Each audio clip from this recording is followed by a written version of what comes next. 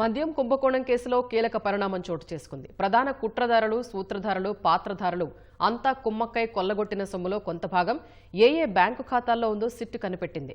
తొలిదశలో 30 కోట్ల రూపాయల వరకు జప్తు చేసేందుకు చర్యలు ప్రారంభించింది. విజయవాడ ఏసీబీ కోర్టులో జప్తు పిటిషన్ దాఖలుకు రాష్ట్ర ప్రభుత్వం నుంచి అనుమతి తీసుకుంది.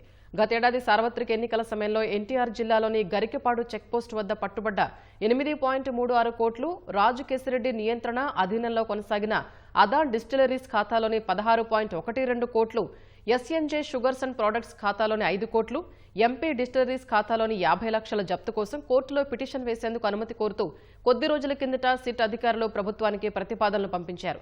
తాజాగా వాటికి ఆమోదం లభించింది. కోర్టు అనుమతిస్తే ఈ అక్రమ సొమ్ము అటాచ్మెంట్ ప్రక్రియ పూర్తవుతుంది.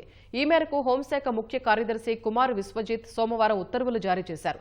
మద్యం ముడుపుల సొమ్ము ఎలా వసూలు చేశారు, ఎక్కడికి చేర్చారు, ఎలా తరలించారు అనే కీలక అంశాలన్నింటినీ సిట్ అధికారులు ఇప్పటికే దర్యాప్తులో గుర్తించారు.